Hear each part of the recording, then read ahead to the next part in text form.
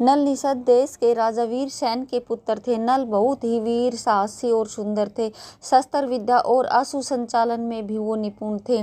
दमयंती विदुर देश के नरेश भीष्म की पुत्री थी। दमयंती लक्ष्मी के समान सुंदर और सर्वगुण संपन्न थी। उनके रूप और सौंदर्य की चर्चा दूर दूर तक फैली हुई थी। एक दिन राजा नल अपने महल के बगीचे में टहल रहे थे, तभी उन्हें एक हंस दिखाई दिया। राजा नल ने हंस को पकड़ लिया और कहा, यह कितना सुंदर हंस है, इसे तो मैं अपने बगीचे के तालाब में रखूंगा। हंस ने कहा, मुझे छोड़ दो राजन, मेरा परिवार यहाँ से बहुत दूर विदर्भ देश के राजा भीष्म के राज्य में रहता है। मेरी हंसनी मेरे बिना मर जाएगी, वह रो रो कर अपने प्राण त्याग देगी। अब मैं कभी भी नहीं आऊँगा। राजा ने कहा, अरे घबराओ नहीं, लो मैंने तुम्हें छोड़ दिया। हंस ने कहा, महाराज आप बड़े दयालु है। विदर्भ देश की राजकुमारी दमयंती भी बड़ी दयालु है और सुंदर है। मैं विदर्भ देश में जाकर आपके गुणों का बखान जरूर करूंगा। राजन, आप दमयंती से विवाह कीजिए, आप दोनों एक दूसरे के योग्य हो। यह कहकर हंस उड़ गया। विदर्भ देश की राजकुमारी इतनी सुंदर थी कि राजा महाराजा ही नहीं, देवता भी उनसे विवाह करना चाहते थे। एक दिन दमयंती अपनी सखियों के साथ घूमती हुई सरोवर के पास गई। दमयंती ने हंस को देखा और बोली, कितना सुंदर हंस है। हंस ने कहा, मेरी सुंदरता तो राजा नल के आगे कुछ भी नहीं है। हंस ने कहा, राजा नल बहुत ही सुंदर और गुणवान है।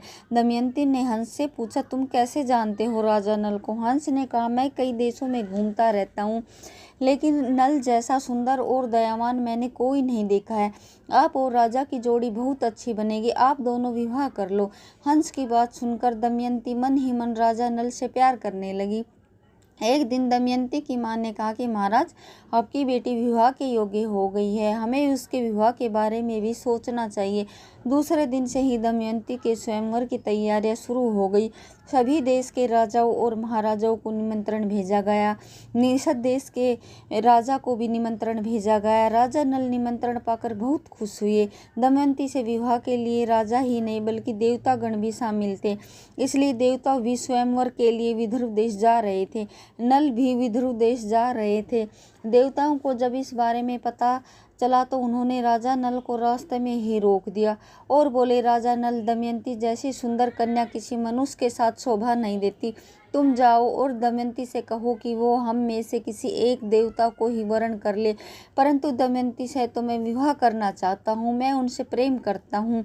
अगर तुम नहीं गए तो तुम दोनों का अनिष्ट होगा। देवताओं के क्रोध से बचने के लिए राजा नल दमयंती के पास पहुँचते हैं। जैसा सुना था वैसा ही पाया, आपसे मिलने के लिए मेरे नैन तरस रहे थे। नल ने कहा दमयंती से, मुझे क्षमा कर दो, मैं यहाँ आपके लिए ही आने वाला था, मैं भी आमंत्रित था, लेकिन मार्ग में मुझे देवताओं ने रोक लिया। उन्होंने संदेशा भिजवाया है कि वे मनुष्य के ही नहीं देवताओं के वरण के योग्य है और देवताओं में से किसी एक का वरण करे। दमयंती ने कहा, मेरे ऊपर किसी का अधिकार नहीं है और न ही मैं किसी का राज्य हूँ जो मेरे ऊपर शासन किया जा सके। विवाह कोई व्यापार नहीं है जो हर किसी के साथ किया जा सके। मैंने आपसे प्रेम किया है और मैंने अपना सर्वस्व आप पर अर्पण कर दिया है। मेरा विवाह आपसे ही होगा, अन्यथा मैं कभी विवाह नहीं करूँगी। दमयंती की बात सुनकर राजा नल अति प्रसन्न हो गए। तत्पश्चात स्वयंवर में शामिल हुए। दमयंती ने हाथ में वरमाला लिए सखियों के साथ राजमहल में प्रवेश किया। देवताओं को ये बात पहले से ही पता थी कि दमयंती राजा नल को ही अपना वर चुनेगी। ये सोचकर सारे देवताओं ने राजा नल का रूप धारण कर लिया था। यह देखकर दमयंती अति परेशान हो गई कि इनमें से असली नल कौन सा है। दमयंती ने अपनी आंखें बंद करके मन ही मन ईश्वर का ध्यान किया। दमयंती ने देखा कि 4 लोगों के पैर जमीन को स्पर्श नहीं कर रहे और न ही उनके फूलों की माला मुरझा रही है, और जो असली नल राजा थे उनके पैर जमीन को स्पर्श कर रहे थे। दमयंती असली राजा नल को पहचान जाती है और उनके गले में वरमाला डाल देती है और देवताओं को प्रणाम करती है। नल और दमयंती को देवताओं का आशीर्वाद भी प्राप्त हो जाता है।